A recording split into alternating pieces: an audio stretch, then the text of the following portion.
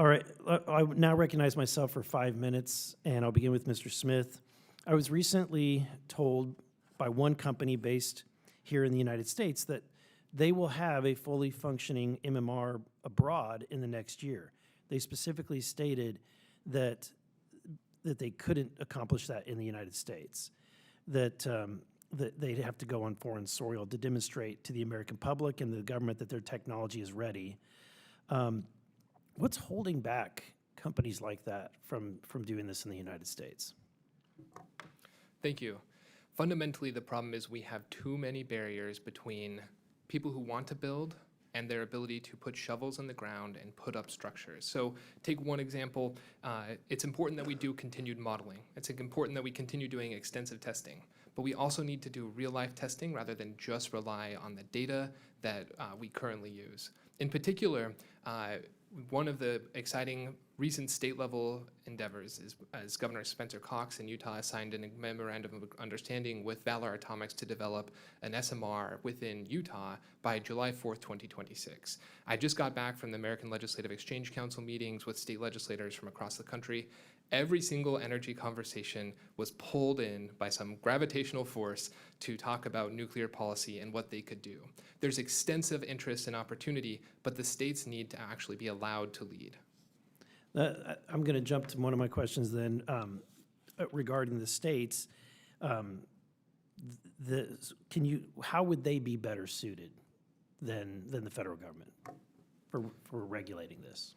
One of the key differences between the designs of the 60s and 70s and today is they're very, very different. So there's little need for containment structures in some of these new designs, and part of the problem with having a lot of expertise at the NRC is simply that they have a hammer, they see everything as a nail, and so we have a problem where new companies come in, they don't need a containment chamber or containment facility for their design, and yet the NRC prescriptive regulations say thou shalt have one. And so state level interest can develop new rules that avoid this kind of old problem. And we could do some of this at the federal level, of course. I think there's room for Congress to get involved and spin off new agencies within the NRC or separately entirely to pursue these new designs. States have already taken the right kinds of steps. Either in Texas has been developing an advanced nuclear working group. Utah similarly has an Office of an Energy Development official who's purely devoted to nuclear now, in addition to extensive legislative efforts within the state Congress. So very exciting and lots to do. Thank you. Mr. Epstein, what approach should the United States be taking in regards to this? Should we follow the model of the previous administration where we use taxpayer dollars to subsidize this development, or should we let the free market dictate what happens? Well, definitely free market, but it really hinges on how you're approaching the issue of safety. And I really want to push against any idea that the NRC has been a success. The NRC has been one of the greatest failures in policy history. So we hear things like, oh, the NRC was helpful maintaining the nuclear fleet. Well, why are we saying maintaining? It's because they prevented anything from being done from 1975 when the NRC was founded until 2023.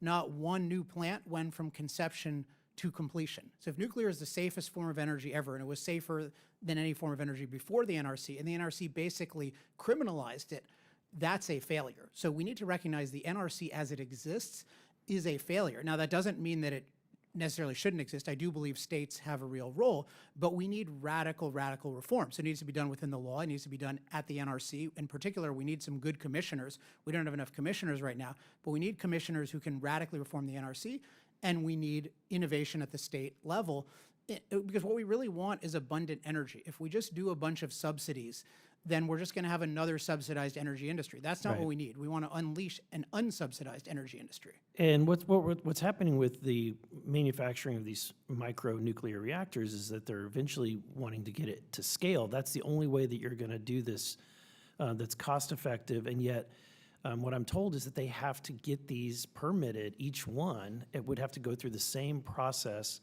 as if you're doing a large-scale nuclear site. Is that correct, Mr. Smith? I believe so. And the Idaho National Laboratory in April 2025 report suggested legislative reforms to enable general licenses. So after you have your first of a kind, you would be able to apply, and through some notice and regulatory requirements, you would still be able to apply and build your reactor under a general license. But I believe that INL's advice requires legislative action. That would only make sense, right? All right, and now recognize for his opening statement.